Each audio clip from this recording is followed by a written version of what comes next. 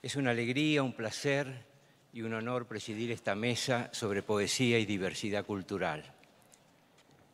Unir poesía y diversidad invita a reflexionar sobre el impacto de lo diverso en la poesía y en cómo se relaciona la poesía con la diversidad.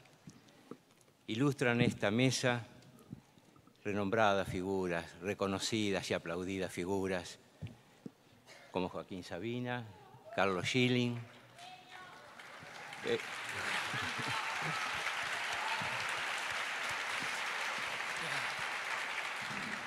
José Mármol,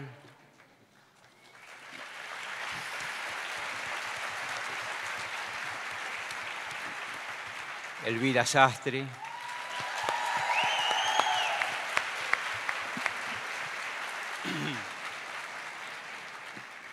y María Negroni, que ha de coordinar la actividad.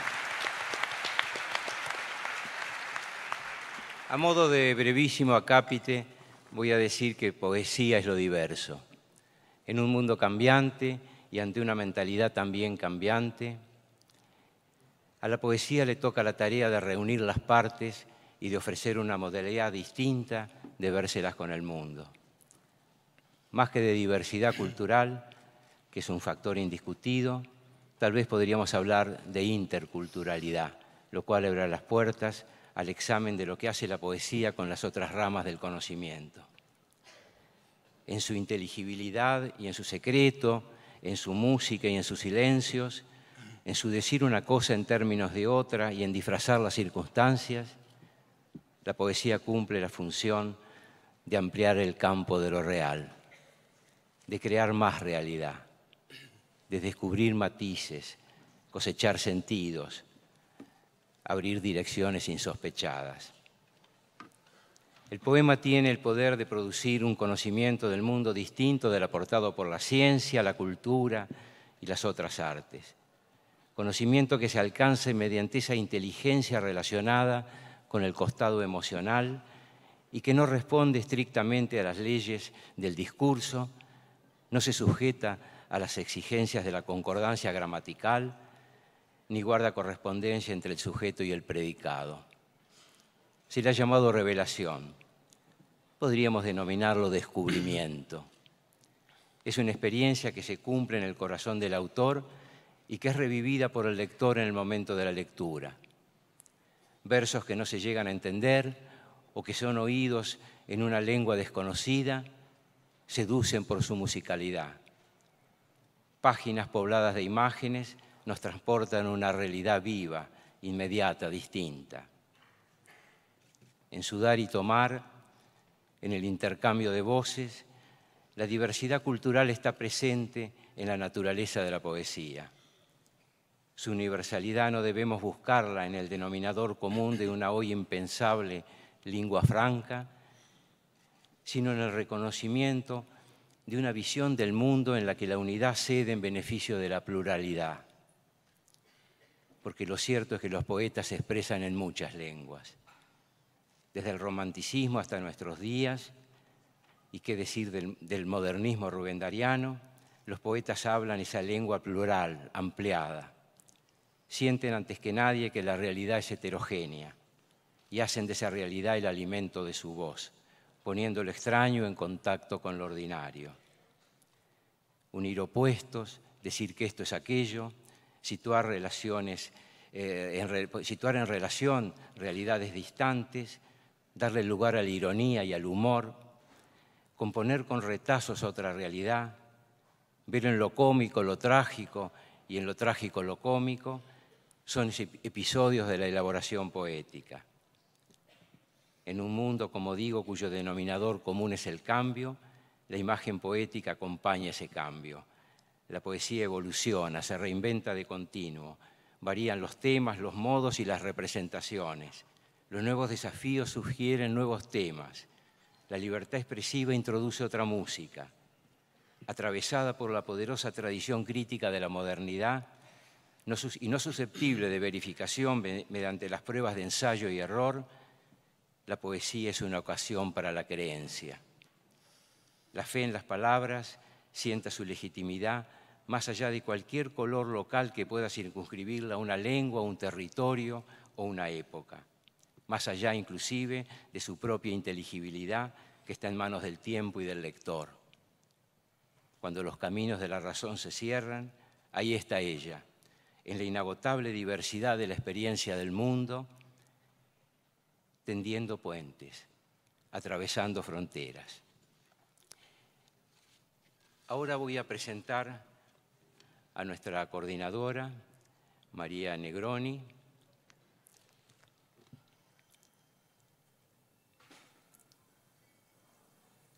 con su currículum que está dentro de este aparatito. María Negroni, aquí está. María Negroni publicó numerosos libros de poesía, entre ellos La jaula bajo el trapo, Islandia, El viaje de la noche, La boca del infierno, Cantar la nada y Elegía Joseph Corner. Varios libros de ensayos, Ciudad gótica, Museo negro, El testigo lúcido, Galería fantástica y Pequeño mundo ilustrado, y 2 novelas, El sueño de Úrsula y La anunciación. También tradujo a Louis Lavey, Georges Bataille, Valentin Penrose, Charles Simic, Emily Dickinson. Obtuvo numerosas distinciones, la de Guggenheim Rockefeller, la Civitella Ranieri, el American Academy in Roma, el Penn American Center, Fondo Nacional de las Artes y premio, y ha sido traducida al inglés, al francés, al italiano y al sueco. Dirige actualmente la maestría en escritura creativa de la UNTREF en Buenos Aires y está a cargo del área de letras del Fondo Nacional de las Artes. Sus últimos libros son Cartas extraordinarias, Interludio en Berlín, La noche tiene 1000 ojos, El arte del error, Exilium, Pequeños reinos, Archivo Dickinson y Objetos a ti. Las dejo a ustedes con María Negroni.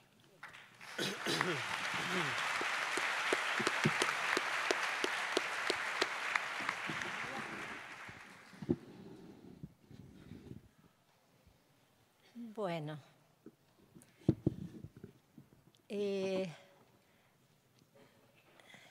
como poeta no tengo o no he tenido tantas experiencias de estar ante tanta gente en un teatro así, tan concurrido.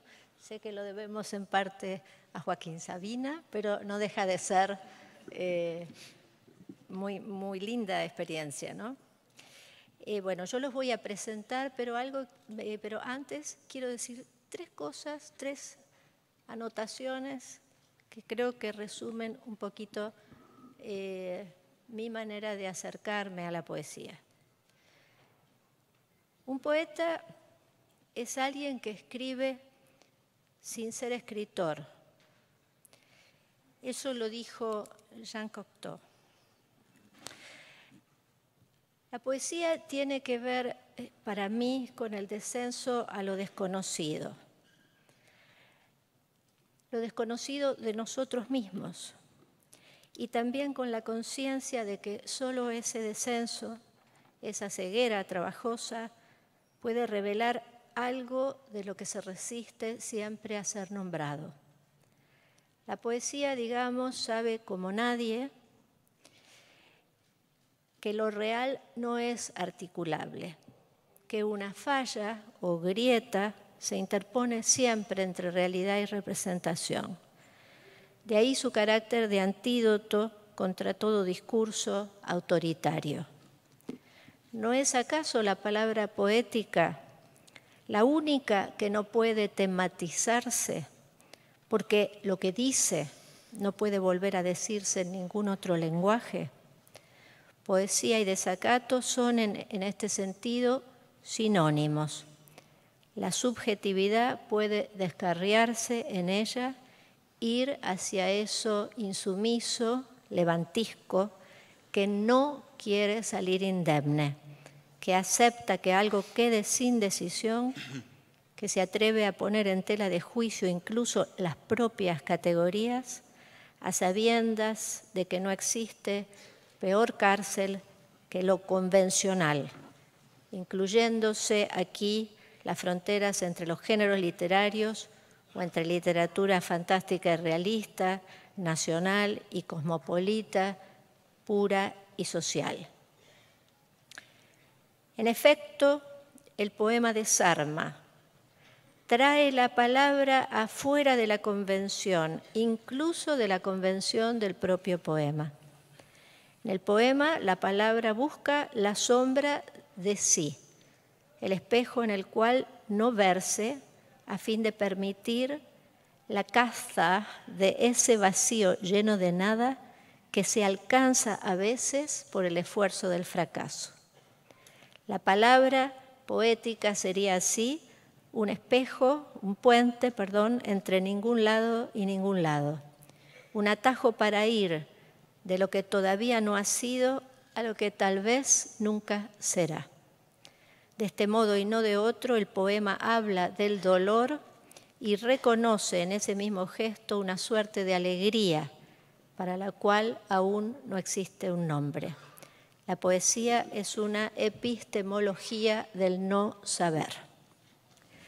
Bueno, me ha tocado presentar esta mesa, así que vamos a empezar con José Mármol, que nació en Santo Domingo, la República Dominicana, en 1960. Doctor en filosofía, ha obtenido varios premios por su obra poética. El premio Enrique Sureña de Poesía en 1992, el premio Casa de Teatro de Poesía y Accessit al Premio Nacional de Poesía Eliseo Diego en 1994, el premio Casa de América de Poesía Americana España en 2012, el premio de la Academia Dominicana de la Lengua 2012, el de Literatura por su obra en 2013. Entre sus libros, El ojo del arúspice, La invención del día, Lengua de paraíso, Deus ex machina, Lenguaje del mar, Casa de sombras, Una mirada reflexiva, y luego entre su prosa ensayística, Ética del poeta, Las pestes del lenguaje, El placer de lo nimio y Cansancio del trópico. Lo dejo ahí. Podría seguir, pero estamos tratando de ganar tiempo. Adelante. Muchas gracias. Buenas tardes.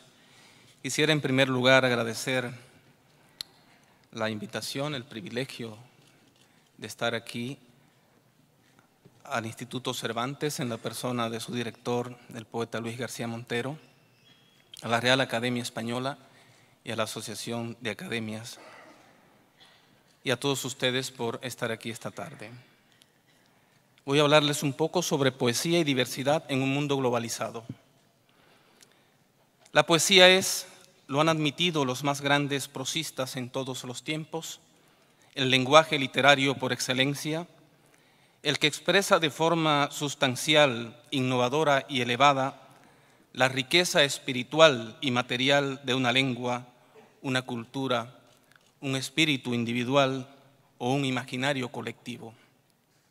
Como la cultura, sobre todo la nuestra, porosa, mestiza, híbrida, y como las propias lenguas, en especial el español de América, la poesía es en sí misma diversidad y manifestación de absoluta libertad.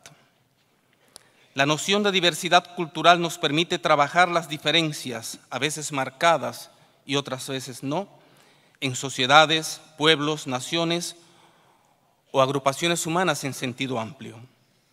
Esto así, más allá de la multiculturalidad que remite a una adición o sumatoria étnica o cultural sin establecer diferencias, o bien la pluriculturalidad que refiere la abundancia en algo de determinados rasgos distintivos, pero será pues la idea de interculturalidad por su esencia dialógica y democrática la que permitirá el trato franco entre las distintas culturas aún en un mismo contexto, pero donde se respete el derecho a la diferencia y al disenso como fundamento de un nuevo humanismo. La poesía, con su intensa expresividad intrínseca y su capacidad única para comunicar una pluralidad de mensajes con muy pocas palabras, reflexiona la poeta andaluza Raquel Lanceros, constituye una poderosísima herramienta de comunicación social, siendo al mismo tiempo una de las más admiradas e inmanentes manifestaciones de la literatura y también del habla popular en todos los tiempos y en todas las culturas. Lo que nos reta hoy no es la diversidad que se da como principio por sentada, sobre todo en Hispanoamérica, donde un concierto de lenguas, dialectos y variantes sociolectales constituyen el magma, el crisol por excelencia de una enorme diversidad que tiene en la lengua española, o el castellano si se quiere, un denominador cultural común. Lo que debe llamarnos a reflexión es la vocación de unidimensionalidad, la pretensión de homogenización, de homologación, el recurso capcioso de la tiranía de lo igual que quiere imponernos el modelo neoliberal del capitalismo tecnológico y globalizado como único horizonte de futuro para la humanidad y para sus expresiones de naturaleza estética. La globalización representa un nuevo desorden mundial que se impone al poder institucionalizado de los estados soberanos. Se trata de una especie de vuelta atrás en el gran relato histórico, según el cual los asentados habrían triunfado sobre los nómadas. En este tenor es que el filósofo francés Michel Maffesoli describe como nuevas tribus las formas de agrupación y el sentido de pertenencia al grupo por parte de individuos de la posmodernidad, al tiempo que ve en esta una convivencia de lo arcaico y lo contemporáneo.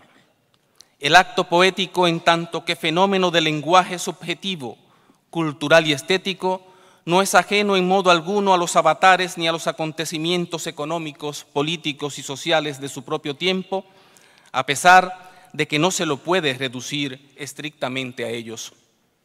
En tal virtud, a los tiempos de modernidad tardía y globalización en que vivimos, que perfilan un sujeto permanente y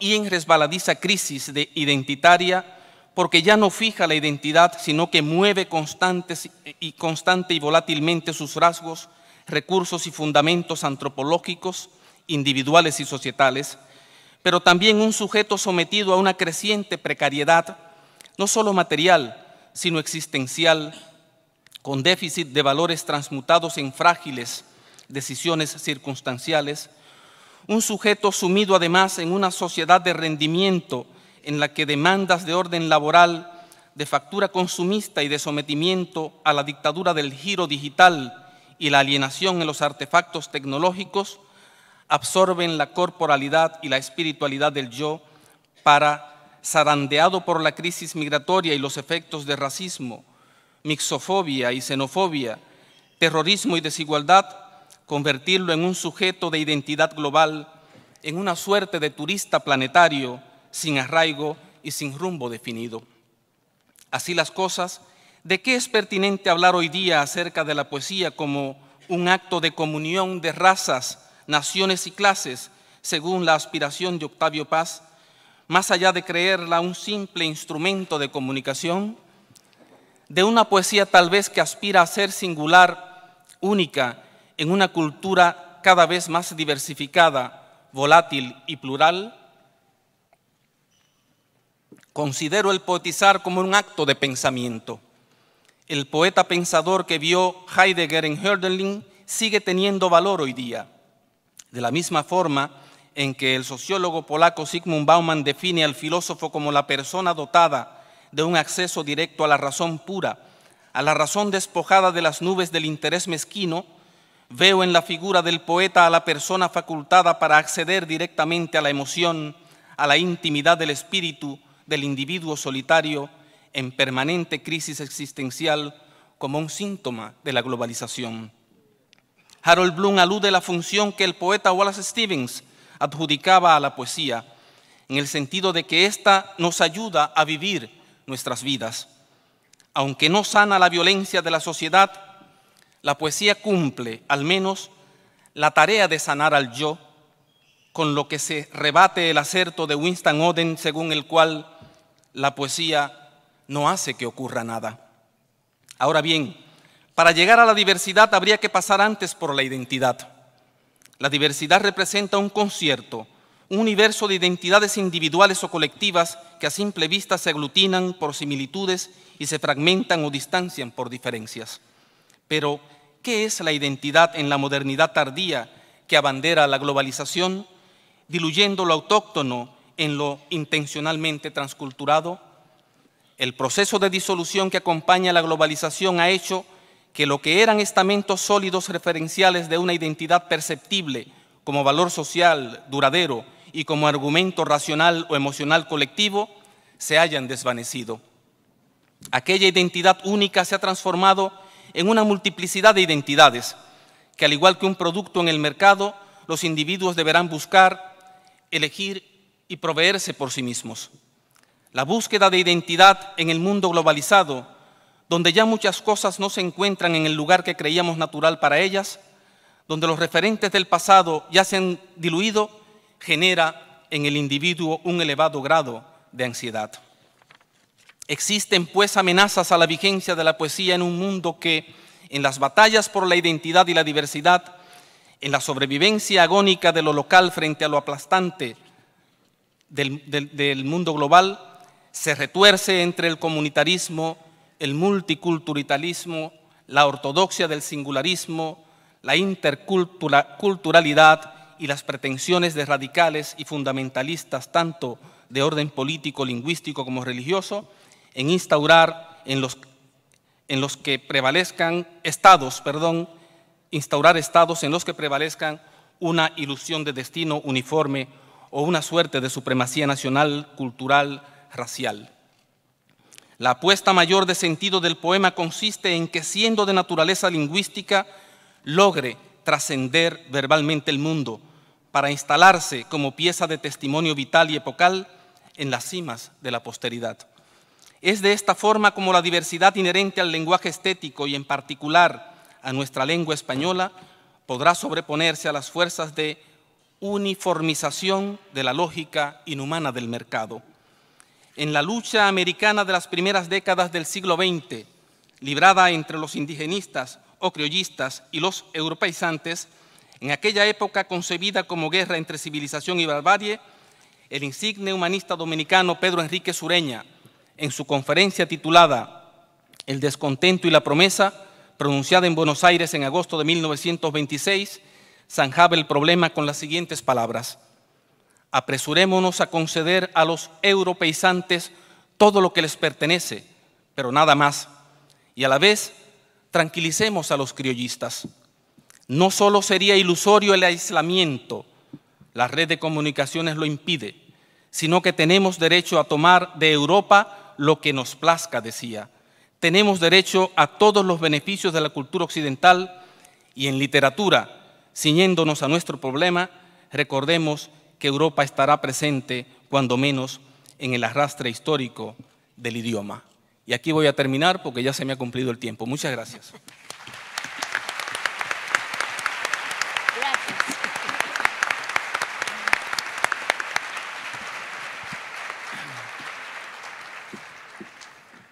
Bueno, gracias, José.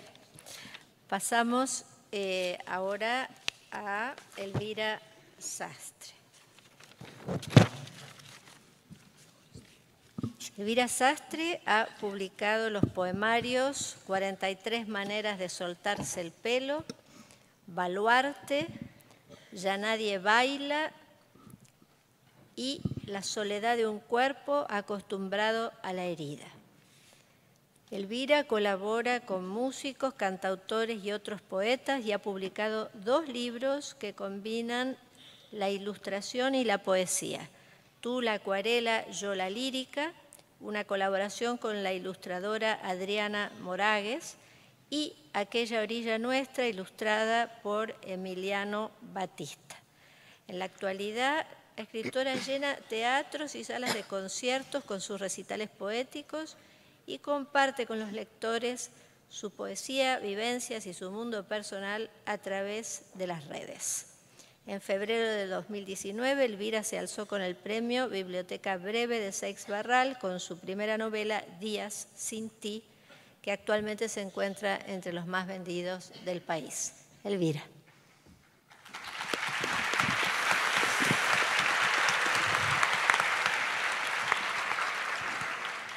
Gracias, María. Y bueno, gracias a todos, al Instituto Cervantes y a todos los que han organizado este congreso tan maravilloso, porque la verdad que tener esto aquí tan de cerca y poder vivirlo desde dentro es una suerte enorme y estoy aprendiendo un montón y estoy muy feliz por ello.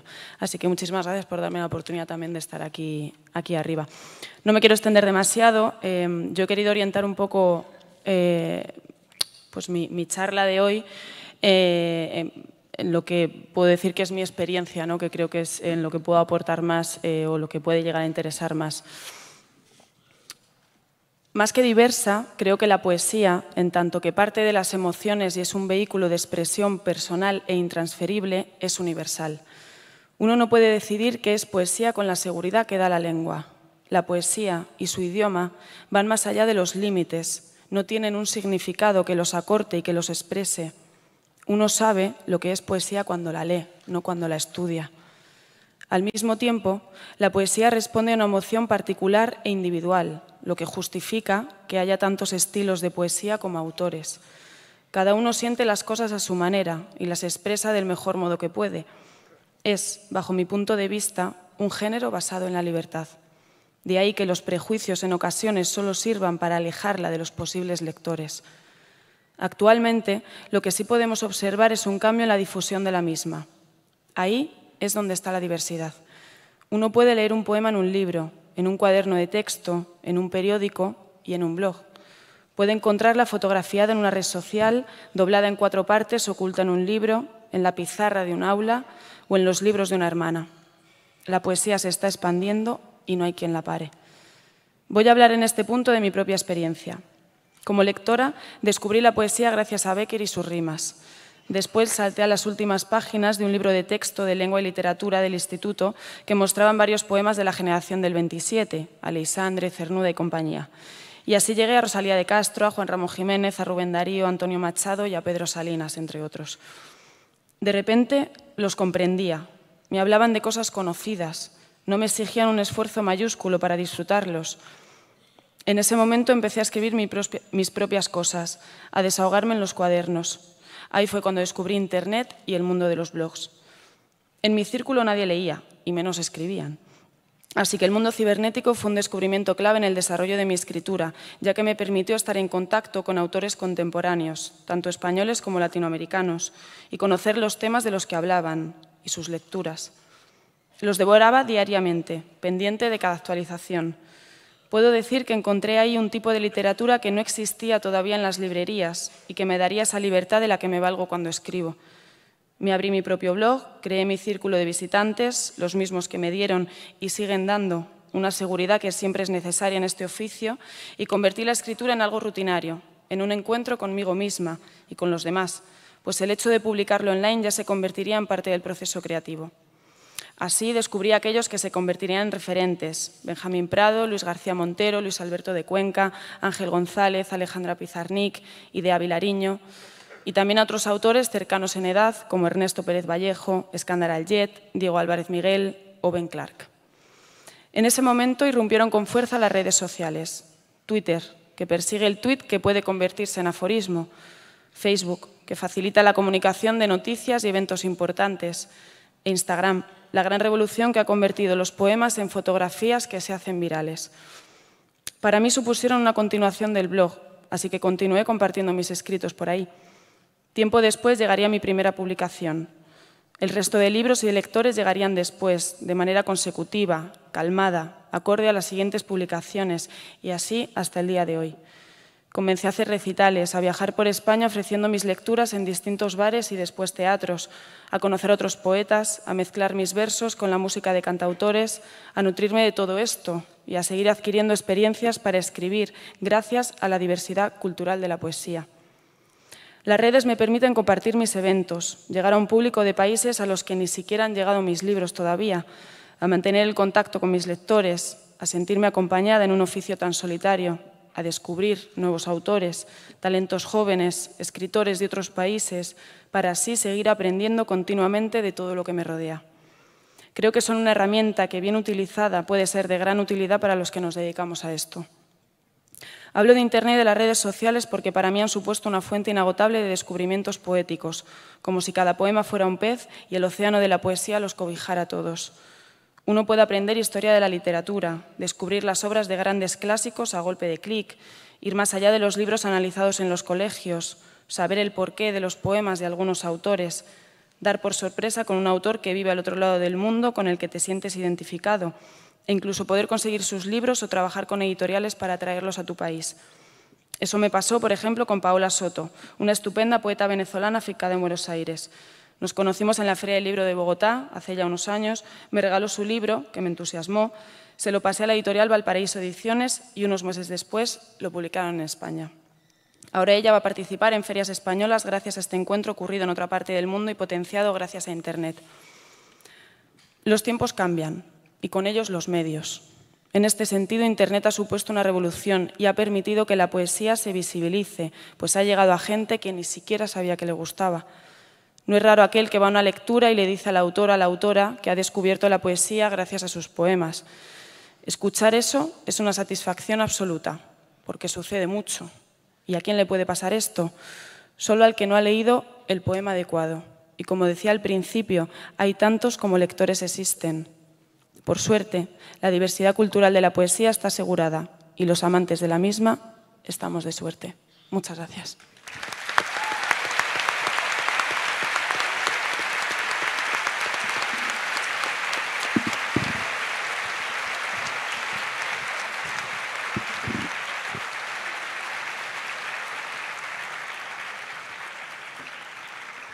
Bueno, gracias Elvira.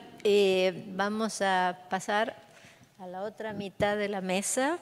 Empezamos con Carlos Schilling, que nació en Santa Fe y es licenciado en Filosofía por la Universidad de Córdoba, donde trabaja como editor del periódico La Voz del Interior y escribe allí comentarios de libros y de películas. Ha publicado libros de ficción y de poesía. Entre los primeros, Diana y Nadia, Mujeres que nunca me amaron, Experimentos con seres humanos y Disfrazado de novia. Entre los segundos, de poesía, Mudo, Formas de ver el mar, Confesiones impersonales y Ensayos de voz. Adelante. Hola, ¿qué tal? Buenas tardes. Muchísimas gracias por venir y agradezco también la invitación a los organizadores, por supuesto. Bueno, yo voy a leer un texto sobre tres poetas de Córdoba que se llaman María Calviño, María del Carmen Marengo y Elisa Molina. Espero que puedan retener los nombres para después ir y ver si pueden conseguir sus libros, porque son realmente unas poetas muy, muy interesantes.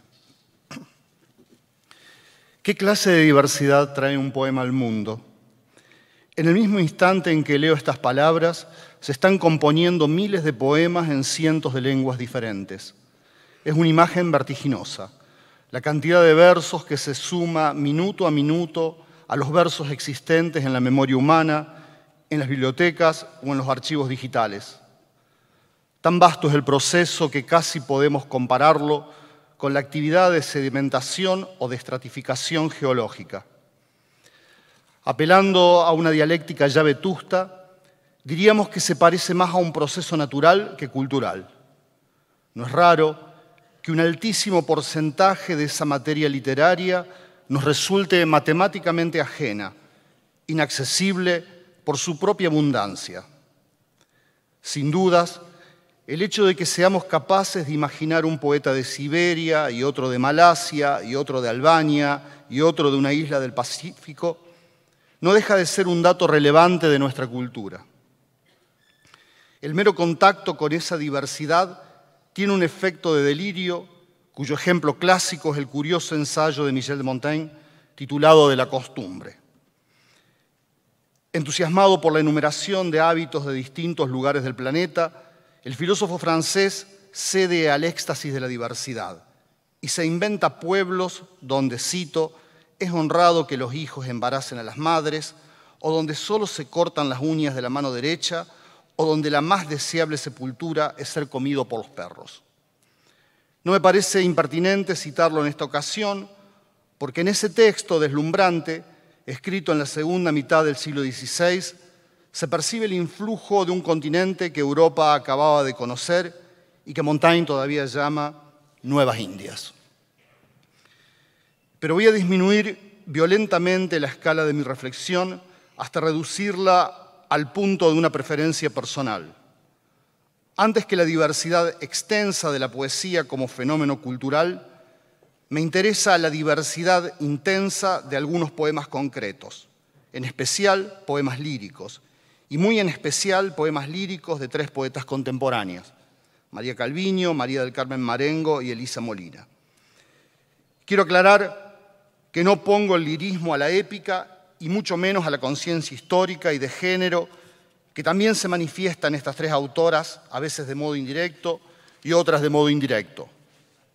Mi idea es mostrar en qué sentido eso que llamamos mundo aparece sutilmente perturbado o distorsionado en sus poemas y por qué podemos atribuir esas perturbaciones o distorsiones a la percepción que ejerce sobre la realidad común una especie de realidad íntima y extraña a la vez, intuida por las palabras e impulsadas por ellas. Si bien para ser severo o escuchar, ese mundo diverso puede comunicarse con este a través de la figura emblemática de un ángel, no necesariamente se trata de un mensajero celestial, sino de una cualidad de ausencia que se impone como una presencia. Lo dice mucho mejor María del Carmen Marengo. Este fantasma o este ángel que ha saltado a mi cuarto me acompaña en su distancia. Se acuesta en mi cama y yo me duermo pensando que duermo abrazándolo. En términos brutalmente sociológicos, María Calviño, María del Carmen Marengo y Elisa Molina son mujeres normales, espero que se escuchen las comillas, licenciadas en letras modernas, docentes secundarias y universitarias de clase media, nacidas en la década de 1960, 2 de ellas con hijos. No viven aisladas ni marginadas social o económicamente. Esa supuesta normalidad se refleja en la superficie de sus textos que respetan las reglas gramaticales, las mayúsculas, las minúsculas y la puntuación tan lógica del español. A modo de breve información bibliográfica o biobibliográfica, diré que María Calviño es autora de Círculo de Sombras, Temporada de Caza y otros poemas, Lírica en trámite, Fin de semana largo, De tarde en el puerto y Superficies cultivables. También escribió una tesis sobre Samuel Taylor Coleridge y es profesora de literatura inglesa en la Universidad Nacional de Córdoba. María del Carmen Marengo publicó 5 libros de poemas, El fuego invisible, El camino de los ángeles, El libro de los jardines y los abismos, La vida numerosa y Juguetes errantes. 2 de ficción, El legado y los fantasmas y los niños, y el ensayo Geografías de la poesía. Es profesora de literatura argentina en la Universidad Nacional de Córdoba. Elisa Molina es autora de Escrito en el agua, En la lengua de tu padre, Por más que en la noche de luna y Cormorán. Fue directora de la Escuela Juan Mantovani. Si algo las une, además de sus buenos modales sintácticos, es que las 3 son poetas del sentido, para quienes las palabras no se reducen a materia sonora ni a puro concepto, sino que operan como vehículos que transportan una carga sensible entre 2 puntos que a veces se alejan, a veces se acercan y a veces incluso se tocan y parecen fundirse entre sí. Hay un poema de Elisa Molina que describe exactamente ese acto de posesión y desposesión de las palabras. Dice: ahora tengo para siempre las palabras, eucalipto, paraíso, siempre verde, y una imagen de hojas que caían, doradas, cobrizas, plata vieja, de lo que fue por un instante la arboleda.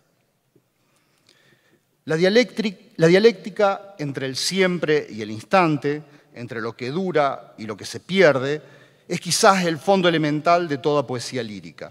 Una lucha contra el tiempo, un intento de fijar un momento, una escena, una sensación, un lugar o una persona en la gran corriente de momentos, escenas, sensaciones, lugares y personas que se disuelven en la fugacidad de todo.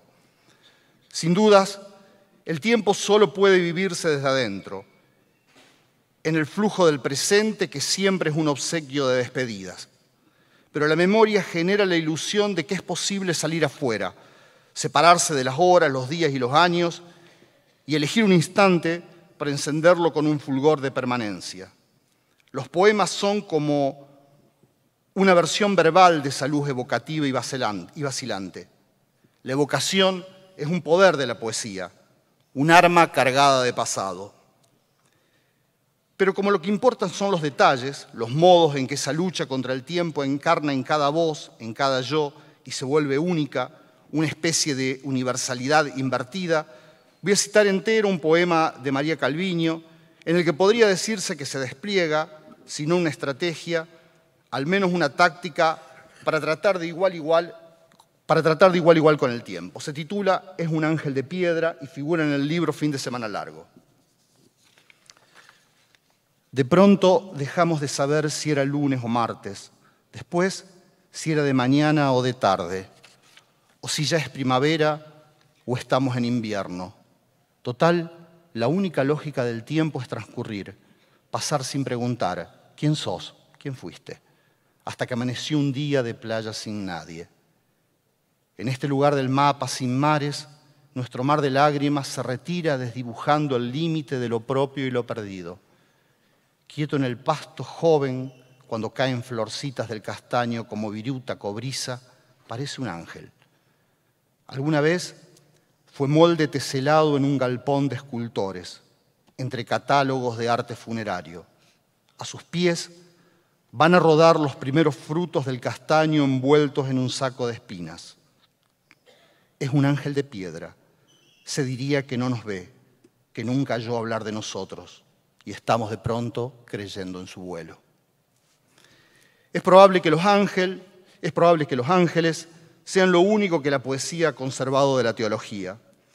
Más que resabios de alguna fe o algún dogma, son emblemas de la irrupción de lo extraño en el mundo.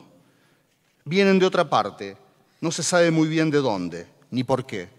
¿Realmente son mensajeros? ¿Realmente quieren decirnos algo? ¿O su mensaje es el mutismo? En todo caso, su aparición, que nunca es presencia, tiene algo de anacrónico y de infantil, palabras en cuyas etimologías se niega el tiempo y se niega el habla.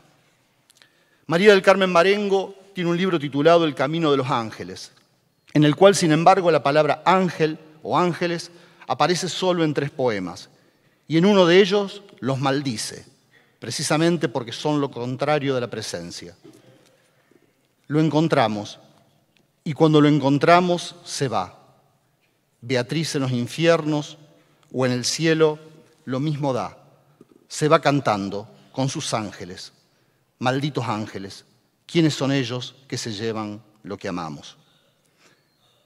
El único ángel que figura por su nombre en los 4 libros de Elisa Molina es el ángel de lo diminuto, que vive en el ojo de una aguja de coser, dentro de una caja de galletas, protegido por sucesivas paredes de diferentes materiales, metido en el interior de lo interior, como en el fondo de una caja china o de una muñeca rusa, lo que induce a pensar que se trata de una criatura de la intimidad infinita, ajena a todo lo que no sea su propio ensimismamiento. Sin embargo, desde su reclusión, este ángel es testigo de la atrocidad del mundo. Ve el dolor, el tedio, el espanto, pero no puede hacer nada. El ángel de lo diminuto sueña en pequeño, vive en el ojo de una aguja de coser. La aguja está en una lata que fue de galletas, la lata en un cajón, el cajón en un mueble de la casa. Antes de dormirse, en el capullo de su oscuridad, enciende en la noche un cigarrillo para ver el hilo de humo rodar más allá del delgado óvalo de acero que es su morada, y la ínfima brasa, y a sí mismo, como si estuviera en el borde del tiempo. En el otro borde, el mundo y sus cosas, terribles, pasan todo el tiempo. Deja a veces niños muertos en la arena, cosas que aún para su eternidad de ángel son monstruosas, y se ciernen sobre las ciudades, caparazones de los hombres y mujeres a quienes ha visto deformarse de dolor, de ira, de espanto, de aburrimiento. A fuerza de impotencia, ahora es un artista contemplativo, que une lo útil a lo agradable, el humo y un dolor que piensa pero no siente. Me queda muy poquitito y termino. La melancólica ironía de los últimos 4 versos puede ser leída como un comentario sobre el riesgo de insensibilidad que implica distanciarse demasiado de las cosas, aun cuando la distancia sea necesaria para entenderlas. En la poesía de María Calviño hay más pájaros que ángeles, pero uno de esos ángeles, no nombrado sino sugerido en el poema Obra en Construcción, condensa lo que trato de decir cuando postulo que un poema genera una especie de diversidad ontológica respecto del mundo. Una realidad diversa que, aún entendida como ficción, fantasía o ilusión, nos llega a través de las palabras y sin establecerse, sin fundar nada, más bien arrancándose o evadiéndose de todo establecimiento y de todo fundamento, nos toca con su potencia ambigua. Y leo el último poema y termino. Se llama Obra en Construcción. Te diría que parecen animales prehistóricos. Las palas mecánicas y grúas enormes cavan un foso a dentelladas, con un ritmo propio. Atardece en verano y brillan, estiran sus cuellos metálicos sobre el charco gredoso que dejó una lluvia recente. ¿Ves? Los parques de diversiones de los pueblos chicos también son así. Tienen algo de circo y algo de plaza.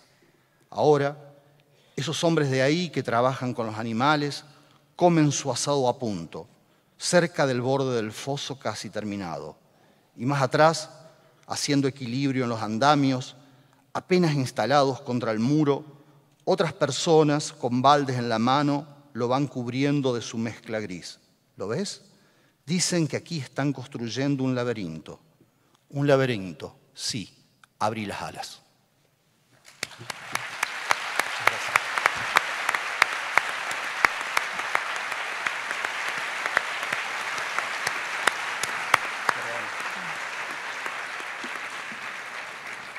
Bueno, muchas gracias, Carlos.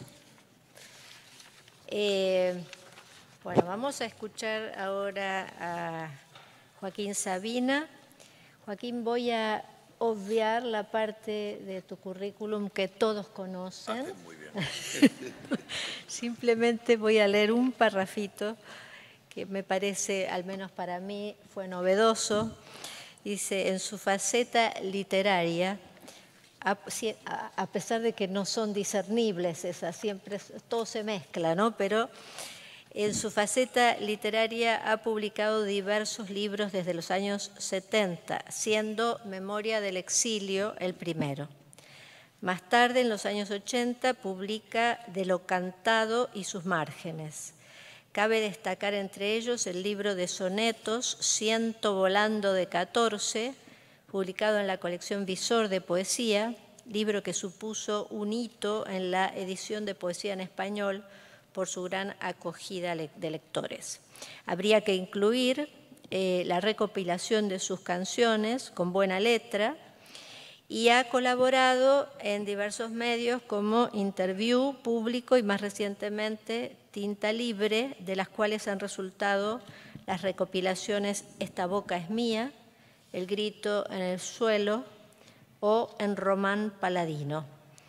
Además, se han publicado decenas de biografías de su vida, así como muchos estudios sobre su obra poética y musical. Te escuchamos, Joaquín.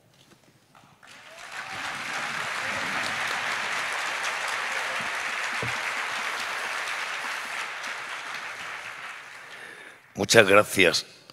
Antes que nada, qué maravilla de teatro. Da mucho gusto estar aquí. Si no me hubiera invitado Luis, me lo hubiera perdido.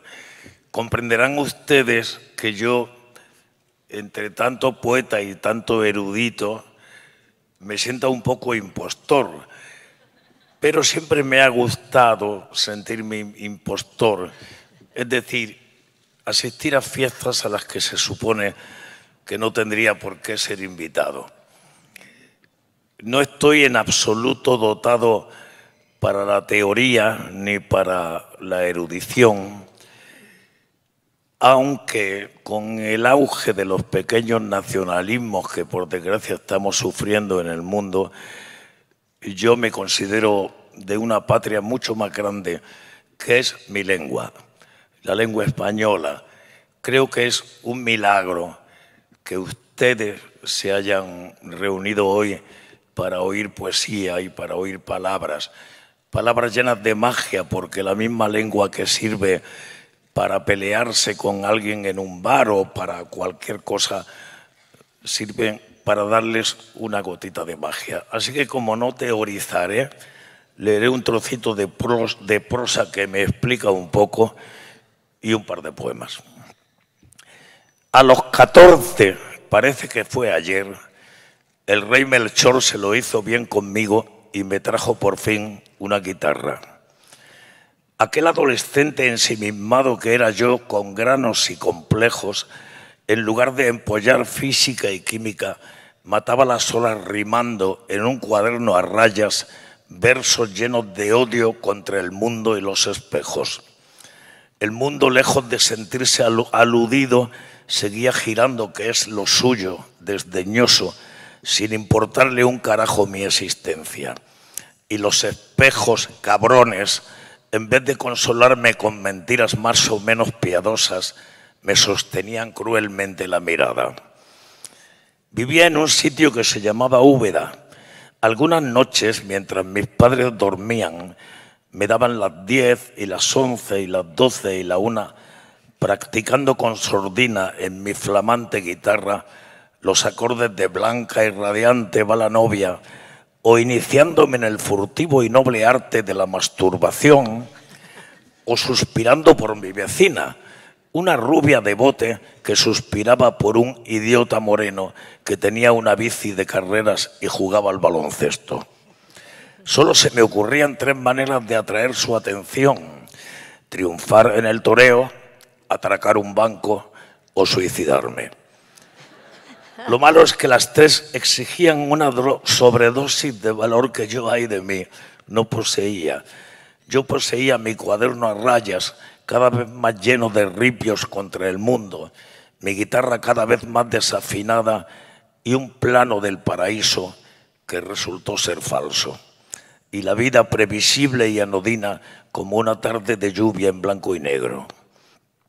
Pero en la pantalla del ideal cinema, cuando no daban una de romanos, el viento golfo de Manhattan le subía la falda a Marilyn y era domingo y no había clase y los niños de provincia soñábamos despiertos y en tecnicolor con pájaros que volaban y se comían el mundo.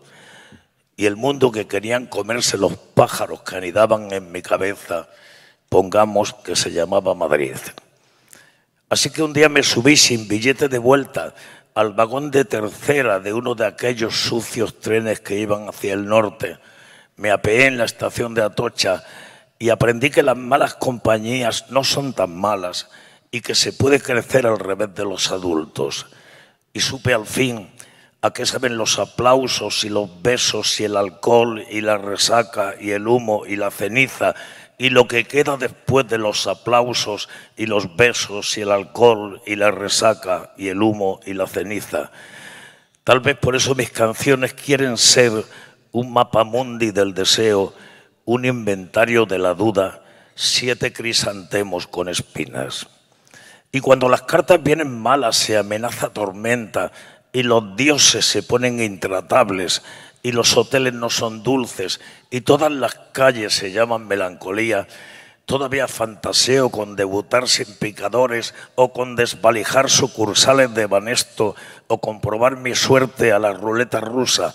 Pero ahora, en lugar de tirarme en las ventas de espontáneo o de escribirle una carta póstuma a Garzón o de ahorrar para una Smith & Wesson del especial, escribo en Technicolor la canción de las noches perdidas, para vengarme de tantas tardes de lluvia en blanco y negro, de tantos hombres de traje gris, de tantas rubias de bote que se van con idiotas morenos que juegan al baloncesto, de tantas bocas adorables que nunca fueron mías, que nunca serán mías. Aquellos granos trajeron estas cicatrices y aquellos miuras que nunca toreé me cosieron a cornadas el alma. Pero no me quejo. Tengo amigos y memoria y risas y trenes y bares y una mala salud de hierro y un puñado de canciones recién salidas del horno que me tienen, dejadme que os lo cuente, orgulloso como un padre primerizo que babea. Y de cuando en cuando una rubia de bote me tira un beso desde el público, aprovechando un despiste de su novio, ese idiota moreno que juega al baloncesto.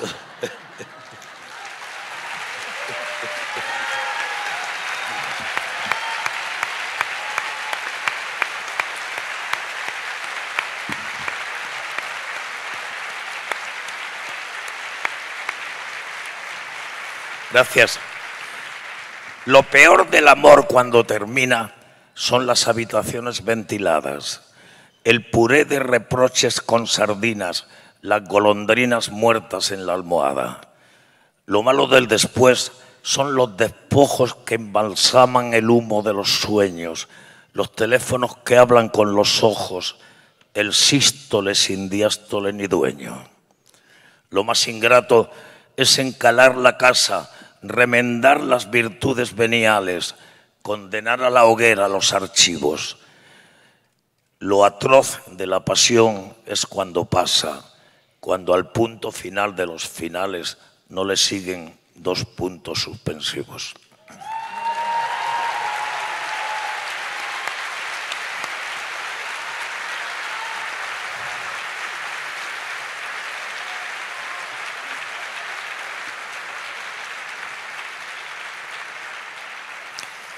Mi amigo Javier Crae decía siempre que la superioridad de la canción sobre el teatro era que al teatro la gente aplaudía después de 2 horas y que en la canción cada 3 minutos. El moño, las pestañas, las pupilas, el peroné, la tibia, las narices, la frente, los tobillos, las axilas, el menisco, la aorta, las varices, la garganta, los párpados, las cejas, las plantas de los pies, la comisura, los cabellos, el coxis, las orejas, los nervios, la matriz, la dentadura, las encías, las nalgas, los tendones, la rabadilla, el vientre, las costillas, los húmeros, el pubis, los talones, la clavícula, el cráneo, la papada, el clítoris, el alma, las cosquillas. Esa es mi patria. Alrededor no hay nada.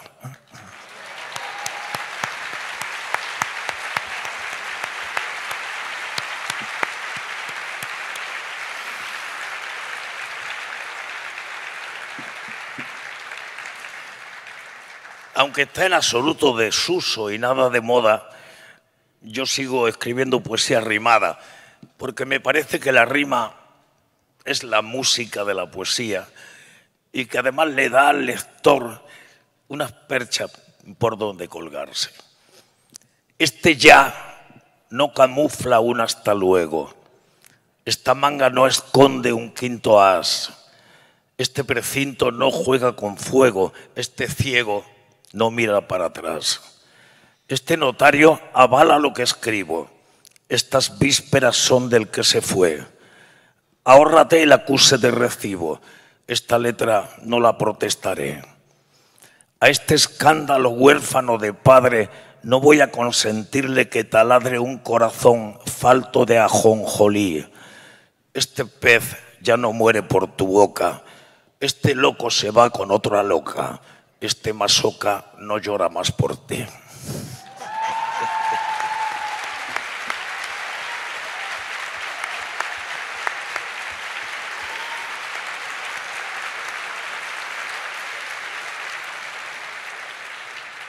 Y esto que es la letra de una canción, la escribí tratando de decir lo que me gustaría hacer, que es algo que nunca ha conseguido uno. Yo tenía un botón sin ojal, un gusano de seda, medio par de zapatos de clown y un alma en almoneda, una hispano Olivetti con caries, un tren con retraso, un carnet del Atleti, una cara de culo de vaso. Un colegio de pago, un compás, una mesa camilla, una nuez o bocado de Adán menos una costilla, una bici diabética, un cúmulo, un cirro, un estrato, un camello del rey Baltasar, una gata sin gato.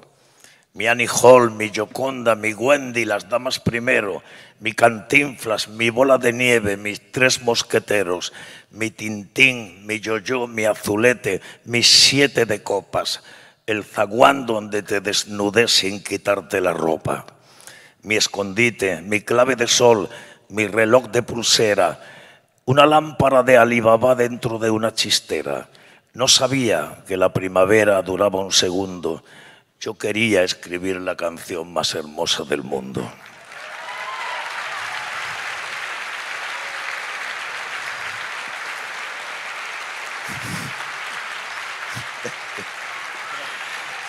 Les presento a mi abuelo bastardo, a mi esposa soltera, al padrino que me apadrinó en la Legión extranjera, a mi hermano gemelo, patrón de la merca ambulante, a Simbad el marino que tuvo un sobrino cantante, al putón de mi prima Carlota y su perro Salchicha, a mi chupa de cota de mallas contra la desdicha, mariposas que cazan en sueños los niños con granos cuando sueñan que abrazan a Venus de Milo sin manos. Me libré de los tontos por ciento, del cuento del business, dando clases en una academia de cantos de cisne. Con Simón de Cirene hice un tour por el Monte Calvario. ¿Qué harías tú si Adelita se fuera con un comisario? Frente al cabo de poca esperanza arrié mi bandera. Si me pierdo de vista, esperadme en la lista de espera. Heredé una botella de ron de un clochard moribundo. Olvidé la lección a la vuelta de un coma profundo. Nunca pude cantar de un tirón la canción de las babas del mar, del relámpago en vena, de las lágrimas para llorar cuando valga la pena, de la página encinta en el vientre de un blog trotamundos, de la gota de tinta en el himno de los iracundos. Yo quería escribir la canción más hermosa del mundo.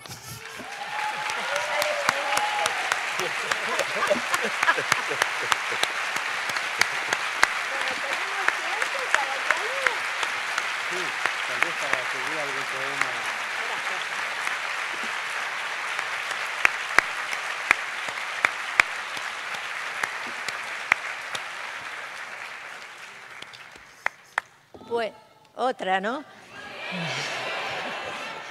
Tendríamos que pedir que cante, pero... Te van a pedir que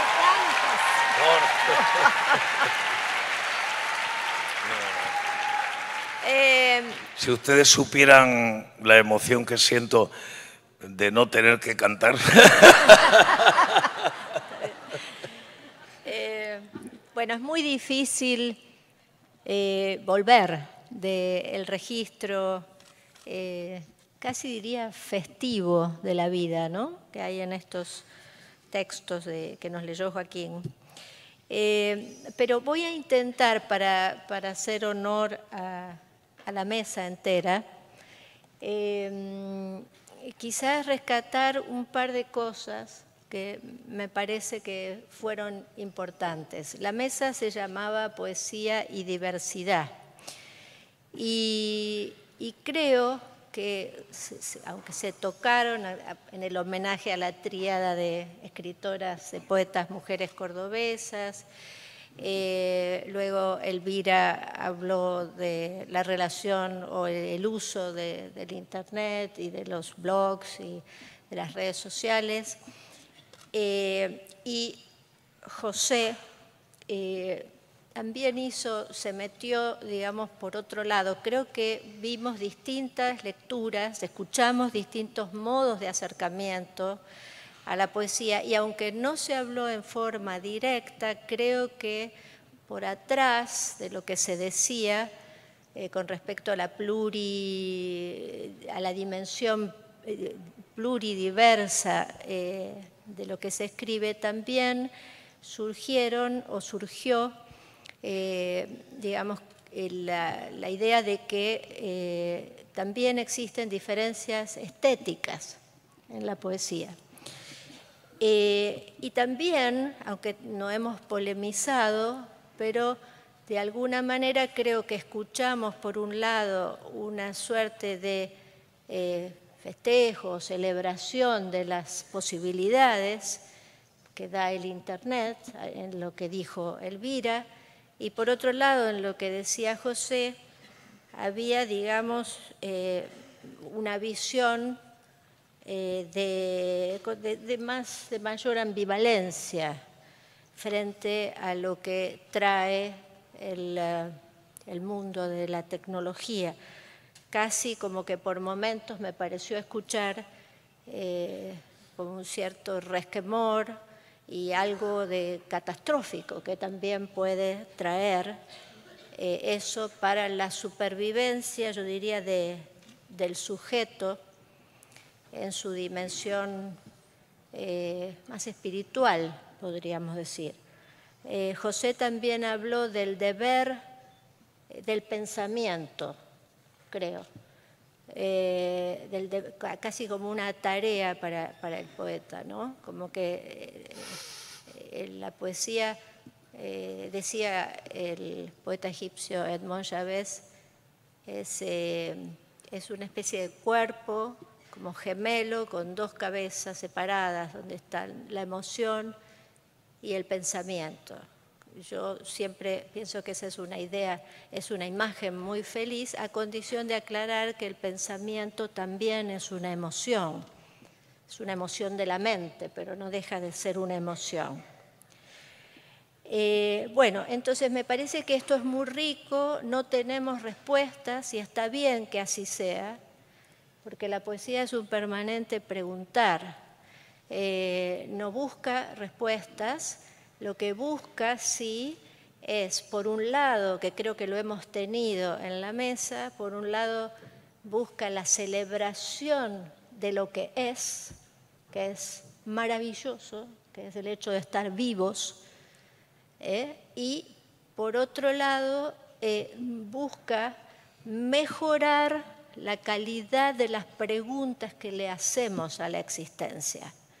No son muchas las preguntas, son pocas, pero se puede mejorar la calidad de esas preguntas. Entonces, creo que con esto podemos pedirle a Elvira si nos lee un poema, a José si nos lee un poema, y terminamos la mesa.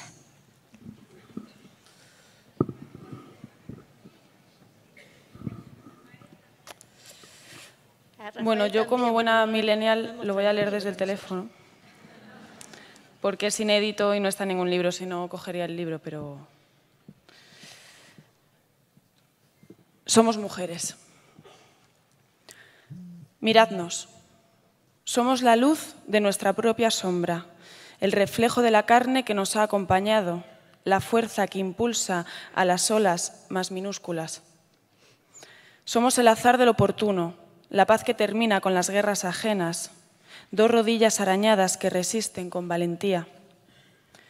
Miradnos. Decidimos cambiar la dirección del puño, porque nosotras no nos defendemos, nosotras luchamos. Miradnos. Somos también dolor, somos miedo, somos un tropiezo fruto de la zancadilla de otro que pretende marcar un camino que no existe.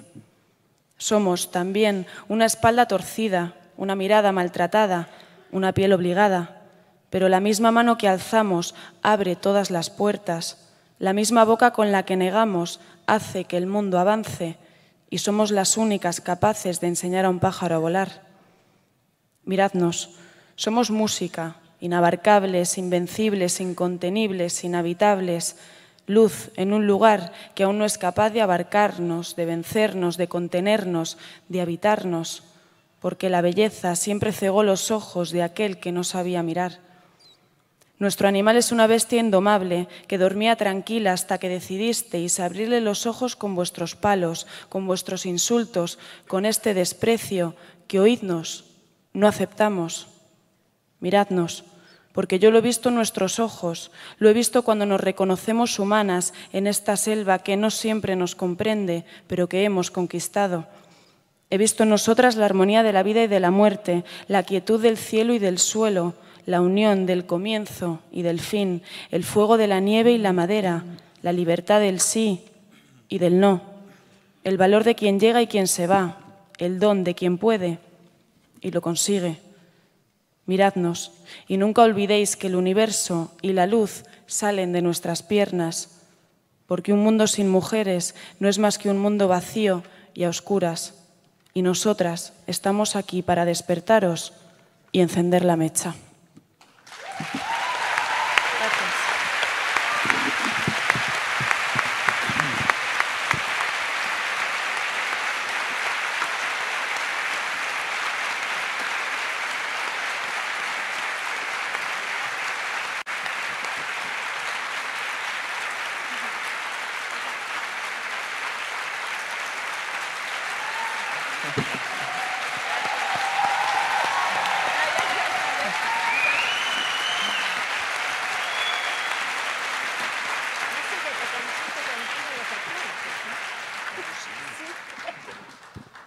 Bueno, pues al nombre de alguna mujer. Tu cuerpo es un deseo de ti por todas partes. Tu cuerpo es un imán tensando mis rodillas. Eternidad de un día desde la que borracho de urgencias me disuelvo. Fugacidad con brazos para estrecharme a un fuego. Tu cuerpo es una flor brotando de un espejo. Un temor con esperma recogido en el vientre, la pelvis, una playa que agrupa un mar de besos. Tu cuerpo es un recuerdo que no tiene pasado, permanencia del agua en racimos de unas horas. Tu cuerpo es la noche con su nada redonda, el sonido, el metal, la soledad, la campana que hincha la neblina sobre las viejas piedras de la catedral. Tu cuerpo es un deseo de ti por todo el tiempo, escasos los dedos, tremendos los ojos y unas ingles llanas de las que crecen nubes. Tu cuerpo no amanece, tu cuerpo inventa alas, azul en lo azul desde lo blanco blanco, voz en la voz y por el viento soplo. Tu cuerpo es un deseo de ti por todas partes. Tu cuerpo es una danza de ti si el piano flota. Tu cuerpo es un reclamo de amor en cada gesto. Tu cuerpo es un deseo de ti por todas partes.